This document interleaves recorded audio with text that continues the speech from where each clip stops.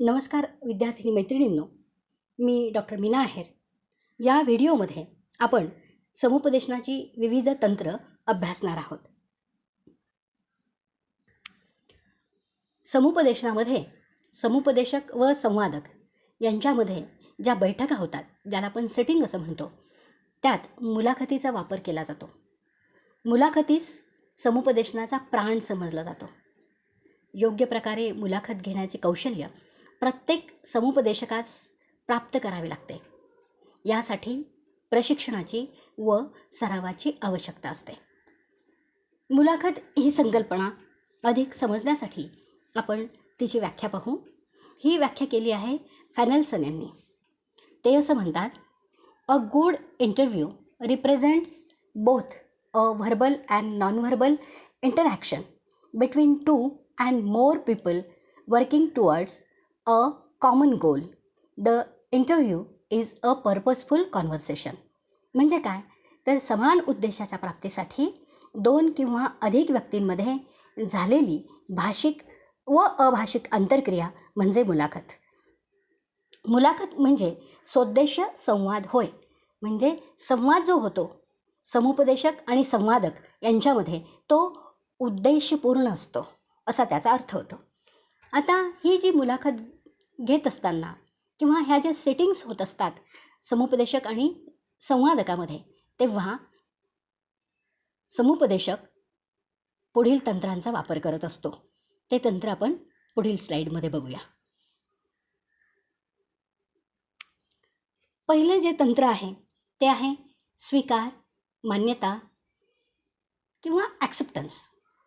निर्देशित व अनिर्देशित समुपदेशन कार्यात स्वीकार व मान्यता या तंत्रांचा उपयोग समुपदेशकाकडून जे जे सांगितले जाते ते लक्षात आले आहे हे संवादकाला कळविण्यासाठी केला जातो.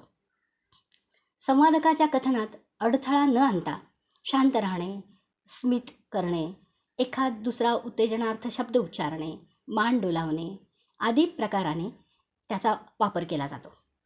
संवादकाच्या म्हणण्याचा मी स्वीकार केला आहे, मलाही नीटपणे कळले आहे, हे संवादकाला या तंत्राद्वारे कळविले जाते. यामुळे संवादकाच्या मनावर असलेले दडपण दूर होऊन तो अधिक मोकळेपणाने बोलू लागतो. म्हणजे विद्यार्थी मैत्रिणींनो, जेव्हा मुलाखत चालू असते किंवा जेव्हा संवादक आणि समुपदेशक हे बोलत असतात एकमेकांबरोबर, तेव्हा समुपदेशकाच्या चेहऱ्यावर स्मित असलं पाहिजे किंवा त्याने हो का, असं का, बरं असं आहे होय, असे शब्द मधून उच्चारले पाहिजे. आणि कधीकधी शारीरिक जे हावभाव आहे ते पण दाखवले पाहिजे. म्हणजे उदाहरणार्थ मान डोलावणे, चेहऱ्यावर स्मित आणणे, अशा प्रकारच्या गोष्टी करणं आवश्यक असतं की जेणेकरून संवादकाला असं समजतं की अरे, माझा स्वीकार केला जातो आहे, मी जे काही सांगतो आहे ते शांतपणाने ऐकून घेतलं जातं आहे. ओके.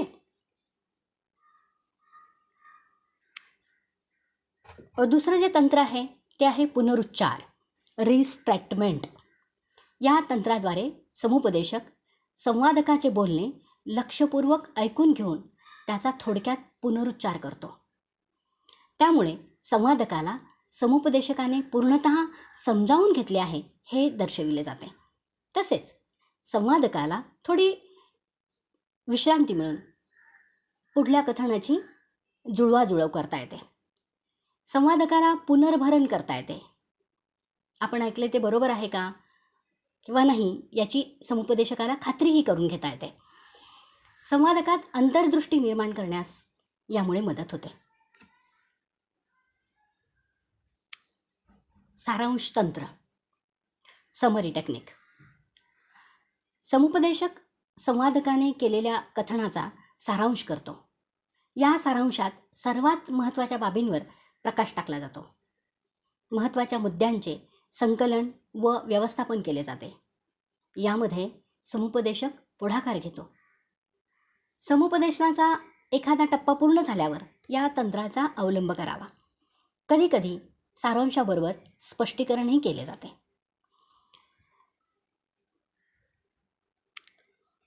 त्यानंतरचं जे तंत्र आहे ते आहे सर्वसामान्य पुढाकार, जनरल लीड. संवादकाच्या कथनात जो भाग सुस्पष्ट नसेल वा समुपदेशकांना कळलं नसेल त्या बाबतीत समुपदेशक सूचना देऊन संवादकाकडून अधिक माहिती काढून घेतो. उदाहरणार्थ, या समस्येबद्दल अधिक काही माहिती सांगाल का? किंवा तुम्हाला असं म्हणायचं होतं का? किंवा तुम्हाला असं वाटतं का? असे प्रश्न विचारून अधिकची माहिती काढून घेतो. यात समुपदेशक पुढाकार घेत असतो. या तंत्रामुळे समस्येमध्ये शिरकाव मिळण्यास समुपदेशकाला मदत मिळते. त्याचबरोबर काही मुद्द्यांचे स्पष्टीकरणही होतं आणि समुपदेशकाला कोणत्या दिशेने माहिती हवी आहे याचा संवादकाला एक प्रकारचा अंदाज येत असतो.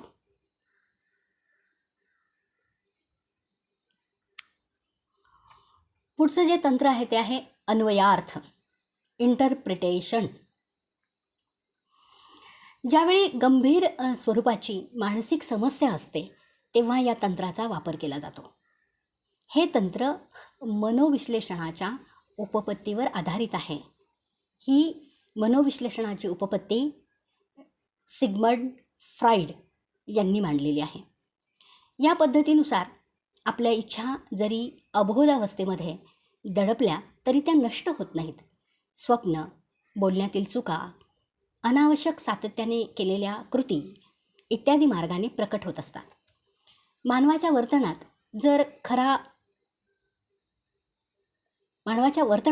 जर खरा अर्थ कळून घ्यायचा असेल तर अबोध अवस्थेचा शोध घेणे आवश्यक असते. यासाठी विशेष प्रशिक्षण घेतलेल्या तज्ज्ञ व्यक्तींची मदत घेणे आवश्यक असते. अशा व्यक्ती वर्तनाचा अन्वयार्थ लावू शकतात. या तंत्रामुळे जे फायदे होतात ते आपण बघू. पहिला फायदा होतो तो म्हणजे संवादकाला स्वतःच्या वर्तनाची खरी कारणे कळण्यास मदत होते. आणि दुसरा फायदा होतो तो म्हणजे वस्तुस्थिती कळल्यानंतर समस्या सोडवणे संवादकाला शक्य होते. वरील अर्थाशिवाय या तंत्राला अन्यही सामान्य अर्थ आहेत. संवादकाच्या विधानाचा समुपदेशकाने स्वतःच्या दृष्टीने अन्वयार्थ लावणेही महत्त्वाचे असते. जर समुपदेशक हा अन्वयार्थ लावू शकला तर समस्येचे अधिक स्पष्टीकरण होण्यास मदत मिळते. नंतरचं जे तंत्र आहे ते आहे सल्ला, ॲडव्हाइस टेक्निक. समुपदेशनाच्या तात्विक बैठकीनुसार समुपदेशकाने शक्यतो प्रत्यक्ष सल्ला देऊ नये वा उपदेशही करू नये. परंतु निर्देशित समुपदेशनामध्ये परिपक्व व अनुभवी समुपदेशक या तंत्रांचा अवलंब करतात. या तंत्राचा त्यांनीही वारंवार वा जास्त प्रमाणात उपयोग करू नये आणि संवादकाने प्रत्यक्ष विनंती केल्यानंतरच वा अत्यंत आवश्यक असेल तरच या तंत्राचा वापर करावा, अन्यथा करू नये. नकार वा नापसंती, रिजेक्शन. ज्यावेळी एखाद्या संवादकाने घेतलेला निर्णय चुकीचा आहे वा आत्मघातकी आहे असे समुपदेशकाला वाटले किंवा वाटते तेव्हा नाईलाजाने संवादकाने घेतलेल्या निर्णयास समुपदेशकाने असहमती दाखवावी. उदाहरणार्थ, विद्यार्थ्याने शाळा सोडण्याचा निर्णय घेतला तर समुपदेशकाने तसे करू नकोस, शाळेत राहणे आवश्यक आहे असे प्रत्यक्ष सांगणे आवश्यक असते. आता आपण समुपदेशनाची प्रक्रिया पाहूया. शैक्षणिक, व्यावसायिक व वैयक्तिक समुपदेशनाच्या प्रक्रियेत ज्या टप्प्यांचा अवलंब केला जातो ते टप्पे किंवा त्या पायऱ्या आपण पाहू. पहिला जो टप्पा आहे तो आहे समुपदेशनासाठी आवश्यक यंत्रणा उभी करणे. समुपदेशनाच्या कार्यास प्रारंभ करण्यापूर्वी आवश्यक यंत्रणा असणे आवश्यक असते. आवश्यक यंत्रणेत प्रशिक्षित समुपदेशक व अन्य व्यक्ती संवादकासाठी विविध माहिती गोळा करण्याची यंत्रणा, आवश्यक जागा व इतर साधने सज्ज असणे आवश्यक असते. या प्रक्रियेचा जो दुसरा टप्पा आहे तो आहे समुपदेशक आणि संवादक यांच्यात योग्य संबंध प्रस्थापित होणे. यांच्यामध्ये एक विशिष्ट प्रकारचं नातं निर्माण होणं हा समुपदेशनाचा प्राण असतो. हे नाते चांगले निर्माण झाले तरच समुपदेशन प्रक्रिया सुरळीत पार पडू शकते, अन्यथा नाही. या नात्यात अनेक घटक असतात. त्यामध्ये एकमेकांविषयीचा आदर आहे, विश्वास आहे, मोकळेपणा आहे, मुक्त संप्रेषण आहे, जाण आहे, काळजी आहे, सह अनुभूती आहे, प्रामाणिकपणा आहे, एकमेकांचा गुणदोषांसकट स्वीकार करणे, या सर्व घटकांचे मिश्रण यामध्ये झालेले असते. नंतर तिसरा जो टप्पा आहे तो आहे संवादकास स्वतःची जाणीव करून देण्यास मदत करणे. संवादक व समुपदेशक यांच्यात योग्य प्रकारचे नाते निर्माण झाल्यानंतर समुपदेशक संवादकास स्वतःची ओळख करून घेण्यास मदत करतो. स्वतःशी ओळख याचा अर्थ असा, स्वतःचे गुणदोष यांची जाणीव होणे.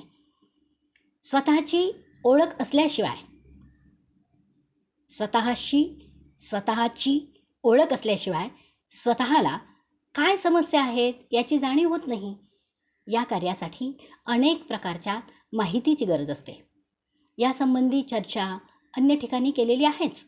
ढोबळमानाने असे म्हणता येईल की संवादकाचा भूतकाळ, त्याचे इतरांशी संबंध, घरचे वातावरण, बुद्धिमत्ता, अभियोग्यता, अभिवृत्ती, अभिरुची, शारीरिक स्वास्थ्य वगैरे सर्व घटकांची माहिती समुपदेशकाला असणे आवश्यक आहे. त्याचबरोबर संवादकालाही स्वतःबद्दलची जाण असणं आवश्यक आहे. या सर्व माहितीचा योग्य अन्वयार्थ लावण्यासाठी ची जी कुवत लागते तीही समुपदेशकाकडे असणे आवश्यक असते. पुढचा टप्पा आपण पुढच्या स्लाईड. पुढचा जो टप्पा आहे तो आहे समस्या निश्चित करणे. समुपदेशन प्रक्रियेत ही महत्त्वाची पायरी होय. यामध्ये संवादकाने समुपदेशकाच्या मदतीने स्वतः पुढे कोणत्या समस्या आहेत हे निश्चित करायचे असते. या टप्प्याची पुढील उद्दिष्टे असतात. 1. संवादकाने स्वतःच्या समस्या व समस्यांचे परिणाम ओळखणे. दुसरं उद्दिष्ट असतं प्रत्येक समस्या क्षेत्राचा शोध घेणे व त्याचे पृथक्करण करणे. तिसरं उद्दिष्ट असतं ते प्रत्येक समस्येचे चल व समस्यांवर परिणाम करणारे घटक निश्चित करणे. उदाहरणार्थ, अभ्यासात लक्ष न लागणे, या समस्येचे बुद्धिमत्ता, घरची परिस्थिती, शारीरिक आजार असे अनेक चल घटक असू शकतात. नंतरचं जे उद्दिष्ट आहे ते सर्व समस्यांचा गंभीरपणे विचार करून समुपदेशकाने कोणत्या समस्या स्वतःच्या कक्षेत येतात व कोणत्या समस्यांविषयी विशेषज्ञांची मदत घेणे आवश्यक असते हे निश्चित करणं गरजेचं आहे. आणि शेवटचं उद्दिष्ट आहे महत्त्वक्रमानुसार सर्व समस्या मांडणे व सर्वात प्रथम कोणत्या समस्येवर लक्ष केंद्रित केलं पाहिजे हे निश्चित करणं. त्यानंतरचा जो टप्पा आहे तो म्हणजे समस्या निवारणासाठी विविध पर्यायांचा विचार करणे व राबविण्यासाठी एक पर्याय निश्चित करणे. म्हणजे समस्या निर्माण झाली की ती निवारण्याचे अनेक पर्याय असतात. त्यापैकी कोणता योग्य पर्याय निवडायचा आणि तो पर्याय निवडून त्याच्यावर कशी कार्यकृती करायची हे निश्चित करणं गरजेचं असतं. त्यानंतरची जी पायरी आहे किंवा जो टप्पा आहे तो आहे कृती योजना तयार करणे व अंमलात आणणे. यामध्ये समस्या सोडवण्यासाठी कृती प्रारंभ करण्यासाठी कृती योजना तयार केली जाते व त्यानुसार कार्यवाही करण्यात येते. त्यानंतरचा जो टप्पा आहे तो आहे अनुधावन कार्य व आवश्यक असल्यास पूरक उपयोजना करणे किंवा उपाययोजना करणे. समुपदेशन प्रक्रियेमध्ये या पायरीला अत्यंत महत्त्व आहे. समस्या निवारण्यासाठी कृती केल्यानंतर ती समस्या सर्वसामान्यपणे दूर होते तेव्हा त्याबाबत अनुधावन कार्य केले जाते किंवा ते करणं आवश्यक असतं. याचा अर्थ असा, कृती केल्यानंतर त्या परिस्थितीचा अभ्यास करणे आवश्यक असल्यास या टप्प्यात पूरक उपाययोजना करता येतात वा अन्य उपाययोजनांचा विचारही करता येतो. आणि शेवटची जी पायरी आहे ती आहे यश. समुपदेशन प्रक्रिया या विशिष्ट समस्येबाबत समाप्त करणे, समुपदेशनाची आवश्यकता न भासणे हे समुपदेशन कार्यात सर्वात मोठे यश समजले जाते. जेव्हा समुपदेशनाची कृती संपते तेव्हा संवादक इतका सक्षम झाला पाहिजे की त्याच्या आयुष्यामध्ये जेव्हा जेव्हा कधी समस्या निर्माण होतील तेव्हा तेव्हा त्या समस्येला तोंड देण्यासाठी तो सक्षम झाला पाहिजे. तरच त्या समुपदेशन प्रक्रियेला यश आले असं आपण म्हणू शकतो. तर अशा प्रकारे आपण समुपदेशन प्रक्रियेचे सगळे टप्पे पाहिलेले आहे. धन्यवाद विद्यार्थिनी मैत्रिणींनो, मी डॉक्टर मीना आहेर. या व्हिडिओमध्ये आपण समुपदेशनाची तत्त्व अभ्यासणार आहोत. नैतिक तत्त्व म्हणजे काय? तर समुपदेशकाने समुपदेशनाची प्रक्रिया राबवत असताना काय करायला हवं आणि काय करायला नको याविषयीची असलेली माहिती म्हणजेच नैतिक तत्त्व होय. तर पहिलं तत्त्व जे आहे ते म्हणजे संवादकाला आवडेल अशी कृती करणे. समुपदेशकाच्या मनामध्ये संवादकाचे कल्याण व्हावे, त्याचे हित व्हावे अशी वृत्ती असायला हवी. तसेच संवादक आपल्याकडे वारंवार आला पाहिजे अशी समुपदेशकाची कृती असायला हवी. दुसरं तत्त्व आहे संवादकास माहिती देणे. आपल्या थेरपीबद्दलची संपूर्ण माहिती संवादकास द्यायला हवी. तिसरं जे तत्त्व आहे ते आहे गुप्तता. काही विशेष परिस्थिती वगळता संवादकाने सांगितलेली माहिती ही गुप्त राहिलीच पाहिजे. हे समुपदेशकाचे नैतिक आणि कायदेशीर कर्तव्य असते.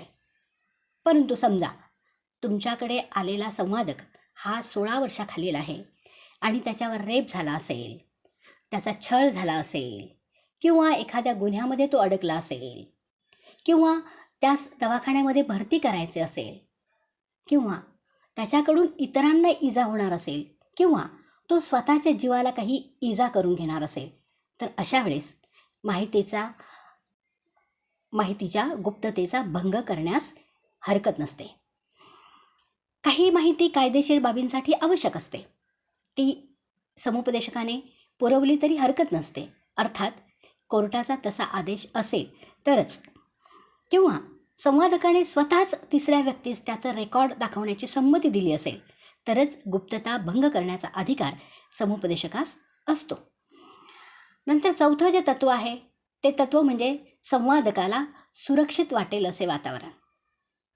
संवादक जेव्हा समुपदेशकाकडे आपली समस्या घेऊन येतो तेव्हा त्यांना अतिशय सुरक्षित वाटेल असं वातावरण देणे आवश्यक असते. सुरक्षित वातावरण दिलं तरच संवादक आपले मत, आपल्या समस्या मोकळेपणाने बोलू शकतो. नंतरचं तत्त्व, पाचवं जे तत्त्व आहे ते आहे द्विभूमिका नसाव्यात. समुपदेशकाचे संवादकाबरोबर कोणतेही रक्ताचे नाते असू नये, तो जवळच्या नातेसंबंधातला असू नये किंवा नातेसंबंधातील व्यक्तींना समुपदेशकाने समुपदेशन करू नये. त्यानंतरचं जे सहावं आणि अतिशय महत्त्वाचं तत्त्व आहे ते म्हणजे लैंगिक नाते नसावे. समुपदेशना अगोदर किंवा समुपदेशनाच्या प्रक्रियेमध्ये अशा प्रकारचे नातेसंबंध प्रस्थापित होताच कामा नये. ही गोष्ट मी चवर भर दिलेला आहे. यांच्यामध्ये समुपदेशक आणि संवादक यांच्यामध्ये कधीही हे नाते निर्माण होता कामा नये. तर अशा प्रकारे ही समुपदेशनाची 6 तत्व आहेत. विद्यार्थिनी मैत्रिणींनो, मी आतापर्यंत जे समुपदेशनाबद्दल तुम्हाला सांगितलेलं आहे त्यामध्ये मी हे सांगितलं होतं तुम्हाला की समुपदेशक हा प्रशिक्षित असायला हवा. पण मग तुमच्या मनामध्ये हा प्रश्न निर्माण होऊ शकतो की शिक्षक समुपदेशक होऊ शकतो की नाही मग? तर शिक्षक हा समुपदेशक होऊ शकतो, पण त्याच्या अंगी काही गुण असले पाहिजे. हं? तर ते गुण कोणते आहेत ते आपण पाहणार आहोत.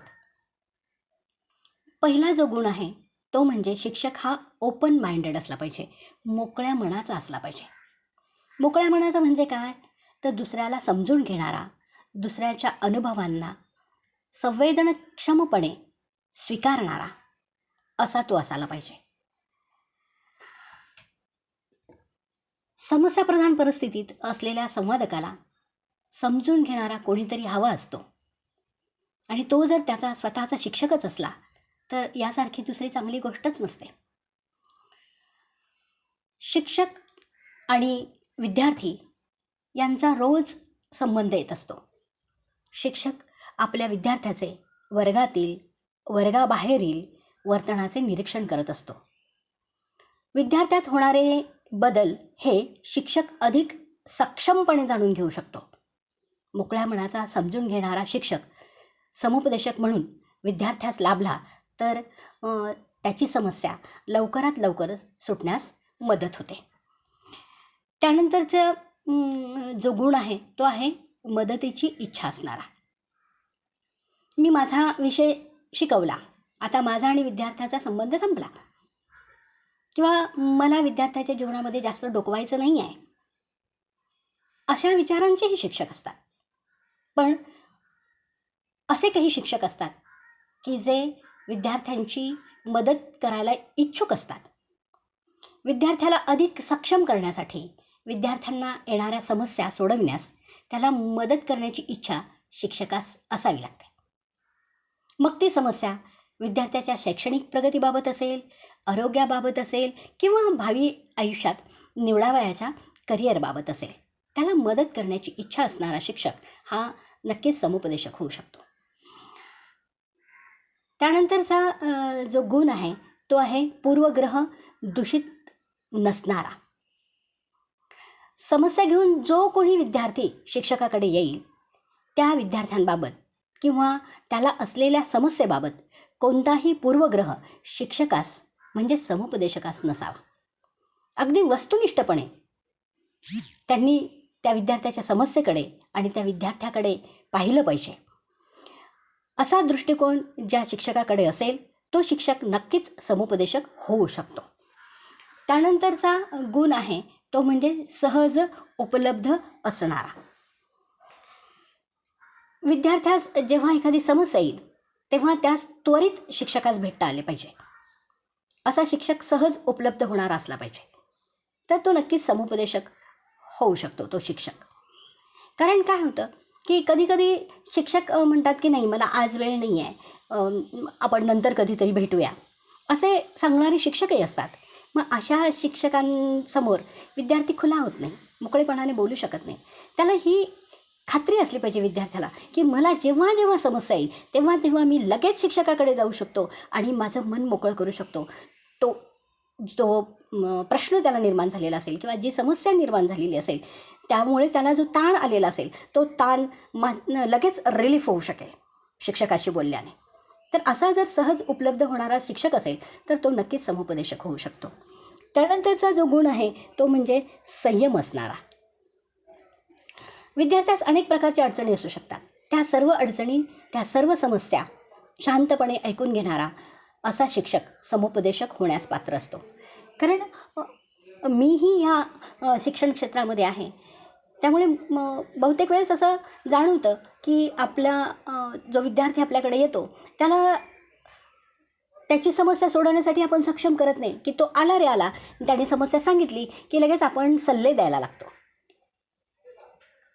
बहुतांशी शिक्षकांमध्ये अशी सवय असते, पण तशी सवय समुपदेशकाला असता कामा नये. विद्यार्थी तुमच्याकडे आला, त्याचं सगळं ऐकून घ्या, त्याच्या मनामध्ये काय गोंधळ चाललेला आहे तो सगळा शांतपणे ऐकून घ्या, तेवढा वेळ त्याला द्या. आणि संयमाने ऐकून घ्या. चिडू नका, रागवू नका. असे जे गुण आहेत ते जर तुमच्यामध्ये असतील किंवा ते जर त्या शिक्षकामध्ये असतील तर तो नक्कीच समुपदेशक होऊ शकतो. कारण संयम हा समुपदेशकामध्ये असलेला फार मोठा गुण आहे. त्यानंतरचं जे गुण आहे ते आहेत काम सातत्याने अखंडितपणे करण्याची आवड असणारा. विद्यार्थी एकदा शिक्षकाकडे समस्या घेऊन आला की ती लगेच सुटली असं होत नाही. समस्या सोडवण्यासाठी अनेकदा शिक्षकास विद्यार्थ्याला भेटावे लागते, त्यांचे विचार ऐकून घ्यावे लागतात.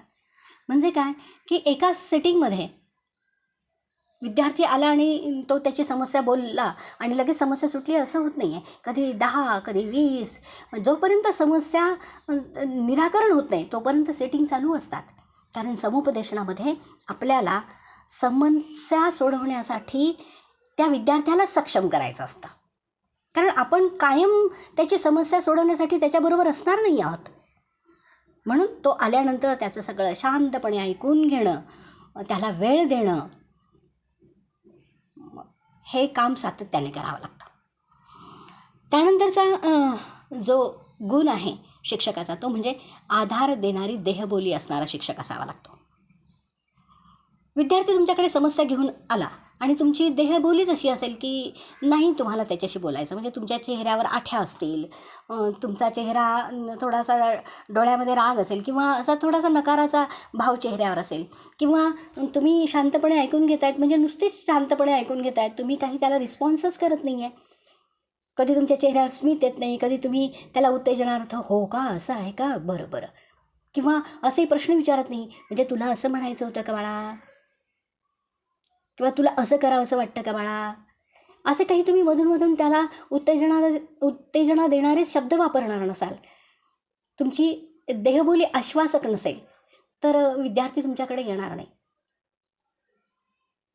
मग आपली देहबोली म्हणजे शिक्षकाची देहबोली ही आश्वासक असायला हवी आणि त्या विद्यार्थ्याला ही खात्री पटायला हवी की माझे शिक्षक माझ्याबरोबर आहेत, मला समजून घेत आहेत, माझं म्हणणं त्यांना पटतं आहे, अशी खात्री त्या विद्यार्थ्याला पटायला हवी. हा जर गुण शिक्षकाकडे असेल तर ते शिक्षक नक्कीच समुपदेशन करू शकतात. त्यानंतरचा जो गुण आहे शिक्षकाचा तो म्हणजे तदनुभूती किंवा समानानुभूती. त्याला इंग्लिशमध्ये एम्पॅथी म्हणतात. म्हणजे काय तर एखादा प्रश्न किंवा एखादी समस्या विद्यार्थ्याच्या भूमिकेत जाऊन समजून घेण्या, याला तदनुभूती किंवा समानानुभूती म्हणतात. म्हणजे एखादी समस्या घेऊन तो विद्यार्थी आला तर समजा अशी एक समस्या आहे की त्याला एखादा विषय समजत नाही आहे आणि म्हणून दुसरे एखादे शिक्षक त्याला वारंवार अपमानास्पद बोलत असतील,